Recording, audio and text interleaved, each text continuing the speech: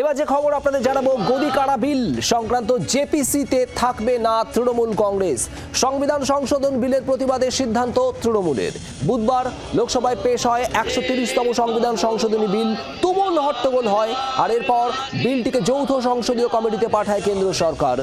লোকসভার 21 এবং রাজ্যসভার 10 সাংসদকে নিয়ে তৈরি এই যৌথ সংসদীয় কমিটি। রাজীব চক্রবর্তী আমাদের প্রতিনিধি রয়েছেন আমাদের সঙ্গে। রাজীব, এই কমিটিতে থাকবে না তৃণমূল, ঠিক কি খবর?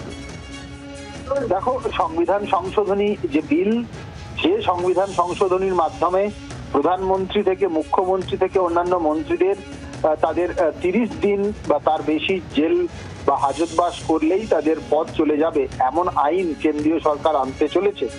সেই সংক্রান্ত বিল গতকাল লোকসভায় পেশ হয়েছে এবং তারপর বিলটি যৌথ সংসদীয় কমিটিতে পাঠানোর প্রস্তাব গৃহীত হয়েছে। সেই অনুযায়ী আজকে রাজ্যসভাতে 10 জনের নাম চাওয়া হয়েছে এবং সেই প্রস্তাব রাজ্যসভায় গ্রহণ করেছে। সেক্ষেত্রে প্রত্যেকটি রাজনৈতিক দল, যেগুলি বড় রাজনৈতিক দল, তাদের সদস্য চাওয়া হয়েছে। তোমাকে জানিয়ে রাখি যে তৃণমূল কংগ্রেস তারা আপাতত সিদ্ধান্ত নিয়েছে এখনো পর্যন্ত যে তারা এই কমিটিতে কোনো সদস্য পাঠাবে না। তারা এই বিলকে গতকালই মুখ্যমন্ত্রী মমতা বন্দ্যোপাধ্যায় ঘোষণা করেছেন কালো দিন কালো বিল। একেবারেই তারা যেটা জানাচ্ছেন যে গণতন্ত্রের জন্য এই বিল অত্যন্ত মারাত্মক এবং ধ্বংসাত্মক। সেই বিলে তারা সমর্থন করছেন এবং জেপিসিতে এই বিল কোনোভাবেই জেপিসি হয়ে এলেও বিল পাস হবে না, এমন তাদের দৃঢ় ধারণা। তৃণমূল সূত্র জানাচ্ছে যে লোকসভা থেকে এবং রাজ্যসভা থেকে তৃণমূল কোনো সদস্য এই কমিটিতে পাঠাবে না।